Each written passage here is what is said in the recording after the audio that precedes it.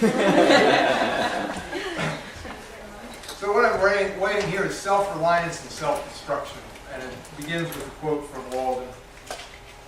A man is rich in proportion to the things that he can afford to let alone. In this case, a chainsaw. A lone nuthatch perches on the wooden lip of our bird feeder and scratches at the seed. I sit on the back porch watching them drinking coffee and surveying our yard. Tomorrow, the village of Glen Ellen, that's where I live in suburban Chicago, will pick up and haul away tree branches for free. So I've got a project in mind, a forest management project, and it's a bit out of my handyman comfort zone, but I'm determined. The problem is the 40 or so Asian elms and a few mulberries that frame our yard. Some arborists call them junk trees because they're brittle and messy and drab in autumn. You might say they're the opposite of a sugar maple or a red oak. Nobody plants them on purpose anymore. Our neighbors tell us the elms were planted 40 years ago and 2 owners ago as a hedge, but no one ever trimmed it, so they didn't have enough space or light and grew into a scraggly 50-foot-high border fence. Now it sways in the wind like a line of tattered old paintbrushes that have lost their shape and can no longer hold any color. Or maybe not. Carol doesn't see them that way. It's my wife. She watches the treetops drift to and fro against the summer sky and sees the stubborn beauty and the homes of dozens of animals, birds and squirrels and raccoons and possums. There's no such thing as a junky tree, she says. I see her point, and I agree that habitat is important, and maybe junky is the wrong adjective, but they are high-maintenance trees.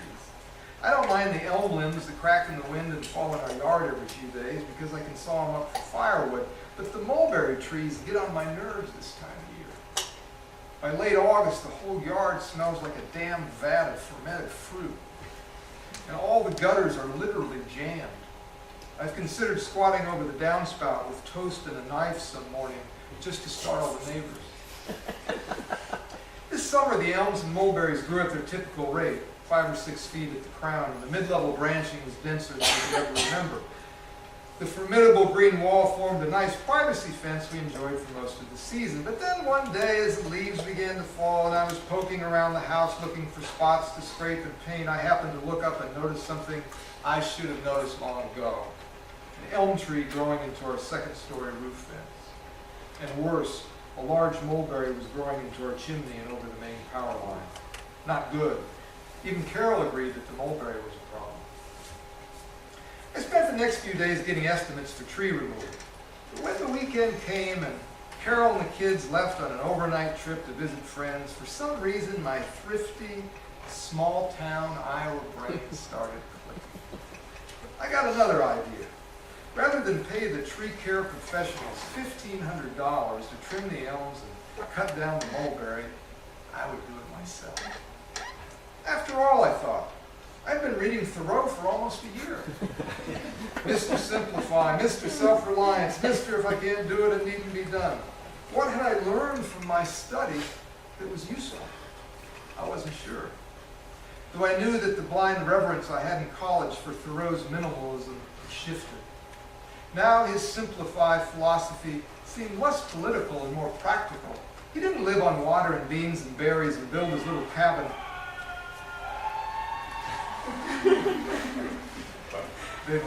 Thoreau's big here.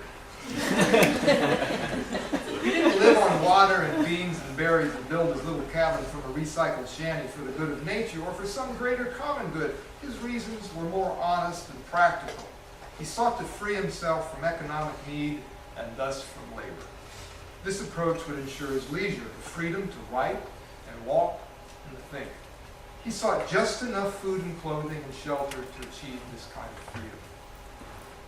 But back to the trees. I should mention that this is not my first venture into suburban self-reliance. Neither a highly skilled handyman nor a dabbling novice in the last few years, I have resolved quite a few yard and house dilemmas. The word resolve matters here, as I usually don't solve it on the first try. But admittedly, I sometimes bite off more than I can chew. I try to forget about those endeavors as quickly as I can, but Carol remembers, which is why I'm doing the trees today. If she were here, she would see this project as a disaster approaching in the rearview mirror in slow motion. "Do you really need to do this today?" she'd ask, which would lead to a lengthy discussion and eventually to common sense, to hiring the job done. But she's not here. So I drive to the hardware store and buy an electric chainsaw for $89 and a 100-foot-long bright orange extension cord. When I get home, I put on my bicycle helmet, wrestle our 30-foot fiberglass ladder out of the garage, and try to set it up against the first L. It's heavy, and for a brief moment, the ladder takes control, but I regain it and set it in a stable position. Then I go outside, plug in the extension cord near the piano in the family room, thread the other end of the cord through a window, go back outside, plug in the chainsaw to the extension cord, climb up the ladder, turn on the saw, and go to work. So the cord keeps winding itself around the ladder in my feet, and I keep almost falling 25 feet with the roaring chainsaw in my hands. I avoid catastrophe and manage to do a pretty good job treeing the elms. And this somehow emboldens me to take on a more difficult challenge, the mulberry and the power line. The double mulberry is near the front corner of the house. I call my friend Jim to come over and help. He brings a long rope with him, which he ties to several crotches in the tree in order to pull it down after I cut through it at the base. I make a V-notch on the away side so it'll fall away from the house. Jim pulls the rope taut as I begin to cut, getting ready to guide the tree out of the power line. But as soon as I have sawed 3/4 through the tree, it starts to fall the wrong way, back into the power line. The top half of the tree is so twisted and heavy that the notch doesn't work. Jim tries like crazy to pull it back, but the tree is too big, maybe 30 feet tall with a 20-inch girth, a lot of weight. Now the entire tree is hung up, dangling from the electric line and chimney, and the base of the tree, which I have just cut through, is hovering about a foot above the ground. This is the first time I fully appreciate why those big dead limbs dangling from big trees are called widowmakers. They can kill you. I have to get the weight off the damn power line. We've just upgraded to 200 amp service. This is bad. Convinced that the tree will either fall and kill someone or rip down the power line and electrocute them, I race inside with the chainsaw and extension cord and up to our second floor bedroom. I open the window to find the massive tree suspended just 2 feet from the sill. If I can cut through the trunk up high and drop it straight below, I can get most of the weight off the power line and the chimney and avert disaster. You see this picture? So without thinking that the tree itself might be carrying an electric charge, I push our bed and nightstand out of the way, plug the saw in, and lean out the open window to try to cut through the dangling mulberry. Other than chips and sawdust flying into our bedroom, the first half of the cutting through the trunk goes well, but then the saw starts to bind and the tree begins to sway. I hold tight to the saw, but the demonic tree nearly pulls me out the window onto the electric line. I do the only thing I can. I let go of the saw. This is when Jim appears below me on the ground and looks up in dismay to see a large tree with a chainsaw stuck in the tin of the power line. And me, leaning out a bedroom window, trying to both wrestle the saw back from the tree and keep the extension cord from wrapping around my arms. I start to feel guilty for pulling Jim into my little nightmare. "I'll get it out," I yell out. "Don't worry." And with a little luck and 5 long minutes of pulling and twisting and swearing, I do get the saw out.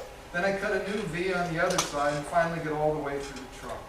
The tree hits with a thud I can feel on the second floor and then falls against the house, breaking a piece of siding and missing our picture window by a foot. With the weight gone, the taut power line goes slack. Success. I pulled the remaining mulberry branches off the line and the chimney and dropped them on the ground. Carol and the girls got home a few hours later and walked around the yard in the scattered piles of limbs and stumps with their mouths hanging open. Bennett thought it was cool and the girls were amused, but Carol was pissed. I didn't tell her the whole story until that evening. That was when she walked into the bedroom to unload her suitcase and saw the wood chips and smelled the chain oil and noticed it had dripped on the bedspread. I had closed the bedroom door and forgotten to clean up the mess. My plan had been to downplay the whole thing, to cast it in a positive, money-saving light. Why create anger and more regret when it wasn't necessary?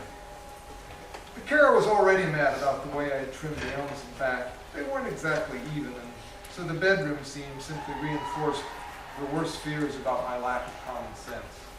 What were you thinking? I avoid slipping into an angry adolescent response which such reprimands sometimes spark in me. Instead, I made 3 lengthy and circuitous attempts to explain. Then Carol was silent for a long time. And though she again avoided saying, "I told you so," throughout the whole debacle, I kind of wish she would have just said it. Because the silence felt worse, and because she did tell me. Please, just don't ever do that again. Okay, I said, I'm sorry. And I was. Though at the edge of my mind, I was also thinking, well, I won't ever do that again. Next time I'll tie and latch the tree properly. And I'll get a real chainsaw with a gas engine, with power, so I don't have to work so hard and deal with the damn core. Next time, I'll get it right. That's the guy.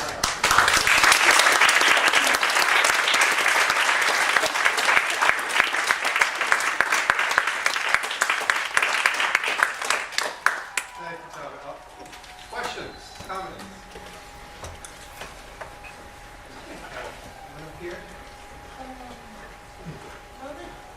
How did you actually inspire you to actually write the entire novel? Like,